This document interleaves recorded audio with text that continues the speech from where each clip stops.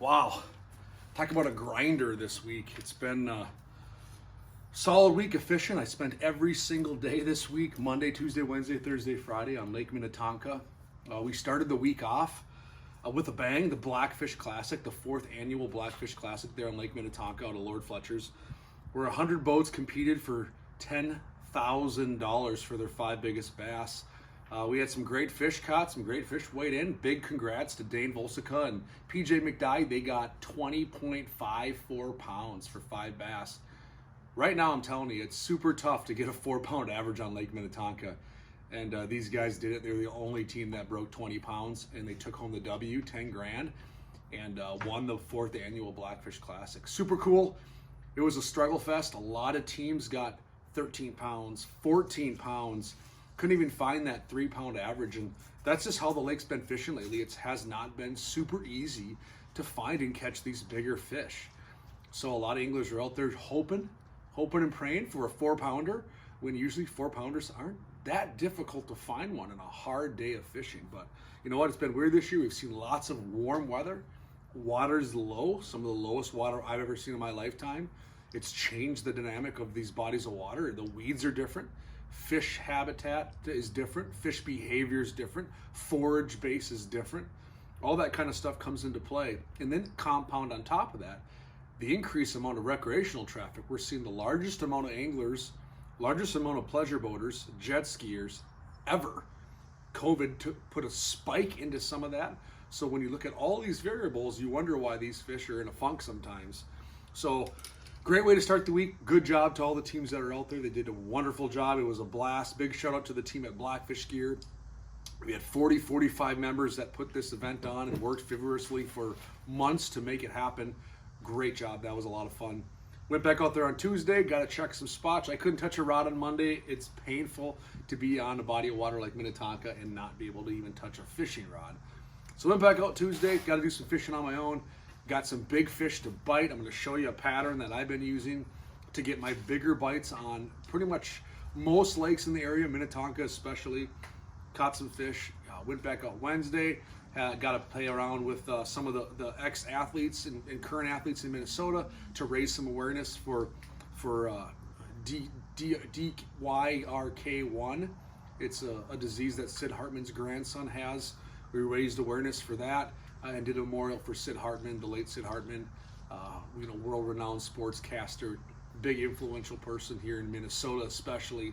So we had some athletes out there. Randy Moss put that event on, brought back some of his friends from the Vikings and some current Wild players. It was a great job. Caught some fish, had some fun. It didn't take home the W, but we were 1 fish away. Dante Culpepper was in my boat, and he had one big, giant, largemouth bass on that got away just outside the net reach that would have absolutely sealed the deal. But hey, we had a blast, caught some fish. And then Thursday we did another charity event, raising money for a variety of different causes. Had a good time, caught a pile of fish doing that, and then went back out 2 days ago, Friday, went back out Friday and caught some more fish on Minnetonka. Then got to go have some fun with the boys for my youngest son's birthday down on Sobey's place, chasing bass, where we competed for the Big Stick Trophy. It did not come home with me in my boat. It came home with my other son, Brody, on his 8th birthday, which was yesterday. He got the Big Stick Trophy. They won. They beat us. They whooped on me and Jack. We had fun, learned some stuff. So super crazy week, and now I'm heading out tomorrow early for Gull Lake to do some stuff. So I'll be traveling north towards past Brainerd, see how the bite is up there, hopefully report back for anybody that's fishing that neck of the woods. We got a team of anglers up there the next few days doing a photo shoot, and I'll get a chance to wet a line up there for a bit and back on Tonka later this week. So it's been fun. Conditions were pretty consistent until Wednesday morning. We had hot weather on Monday and Tuesday, mid-90s, steamy, the same stuff we've been used to this summer. It's amazing because I say get used to this summer, and we are. We're pretty much used to that conditions at this point. I wake up in the morning, expected it to be in the 70s. Don't even bother bringing a sweatshirt, and I expect to be in sweltering heat with my Blackfish hood up by the time we're done in the early afternoon. Hydrate plenty, come home, do it again. We woke up Wednesday morning to same conditions, 70-some degrees. Pull up to Lord Fletcher's docks early in the morning, From 7 to 9, we had a massive rain delay. Lots of rain, lots of thunder, lots of lightning, lots of wind, tons of rain in 2 hours. We haven't seen that in this year. So it definitely put a turn on the fish. That first couple hours after that rain was super tough to get these fish to bite. They were super stingy. We had to work our tail off for a couple small bites. And then that wind shifted, the sun came back out, and the fish turned back on. And I've seen it progressively get better every day since. Almost to the point where we're back on track with schooling summertime bass on Lake Minnetonka and the surrounding lakes. For a while there, they were stingy, they were sparse. You catch one, the school would move on. That's not how it should be right now. But we're seeing things shift back into that type of zone to where you could sit and catch a bunch. Friday morning, we caught 24 fish on one spot. A lot of nice ones, your typical schooling Minnetonka fish. They're starting to stage back up. They're starting to get back to where they are, and it's been consistent now since. And I anticipate this week we'll continue to see the same thing with typical summertime patterns finally again on Lake Minnetonka. So I alluded to a cool tactic and technique to get a big bite. And this has worked well for me this year, especially recently, to catch that big fish or those two big fish. Jigworm is still king. We're predominantly fishing mighty head jigs and green pumpkin ribbon tail worms, pocket fries, ringworms, whatever it might be in the back end of that lure. That's catching the majority of our fish and plenty of nice ones. But when I'm trying to get that big bite, you may have saw a post I made this week, throwing a chicken jig. And what exactly is a chicken jig? What is this thing that looks like a big mat of hair? It's called the chicken jig. And this is just a gnarly, big profile jig with tons feathers and hair and bucktail and whatever it might be. Different companies, different brands tie with different materials. But that's essentially a chicken jig. It's a big profile jig that in the water looks to be almost 6 inches. It absorbs water. It fishes much like a glide bait. It just slowly falls. Even though it's a heavy jig, it slowly falls and it pulsates through those weeds.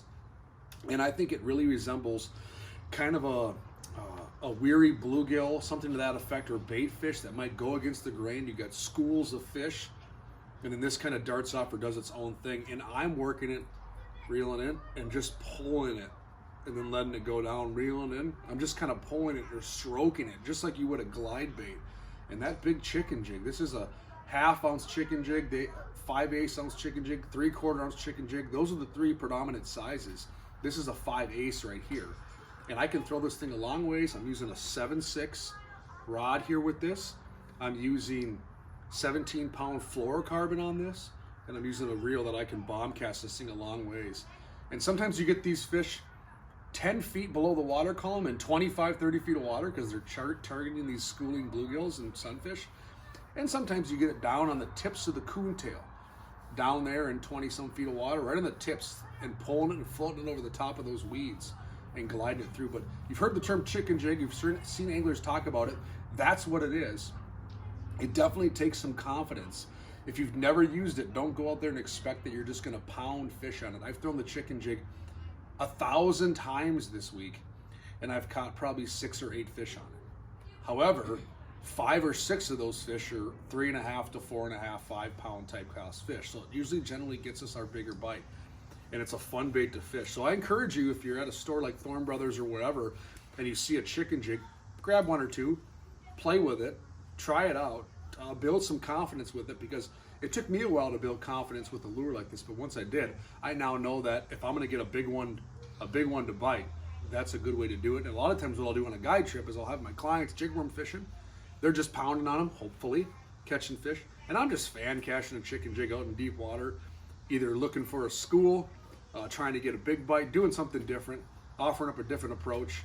And then I'll oftentimes have a client try it too, just to get their hands wet per se, trying a new technique. But the chicken jig, I'm telling you, it's starting to catch on here, and it's worked on lakes, not just Minnetonka, but Waconia, Forest Lake, Chisago Chain. It's more of a pattern type approach when these bluegills are off structure, schooling up, or working top edge of weeds. Different way to throw it at them. These fish have seen everything you could think of nowadays, especially on a lake like Minnetonka. They've seen it all. There's nothing they haven't seen, but this chicken jig is becoming something more normal and I think these fish are not as used to seeing something like that. So chicken jig, check it out. Otherwise, gonna chase down some fish with jig worms again this week. Probably gonna flip some cover. We caught some fish flipping this week as well. Usually when I go to gull, I'm flipping, doing that kind of stuff. Maybe some deep drop shot. I'm not sure yet. I haven't been up there at all this year. We'll see what the conditions bring tomorrow. Otherwise, I'll be back on Minnetonka on Wednesday. Jig worms and hands, combat fishing, hopefully schooling bass, putting a bunch in the boat and having a good time. So August, welcome. We're in August. I can't believe we're already in August. Kids start football camp next week. High school kids are going back to sports later this month. College is resuming this month, and next month we're back in high school and grade school for everybody. Where did the summer go? Hard to believe. So get out there, have some fun, be safe, catch some more fish, and let's hit August hard and make it a good one. Good luck out there.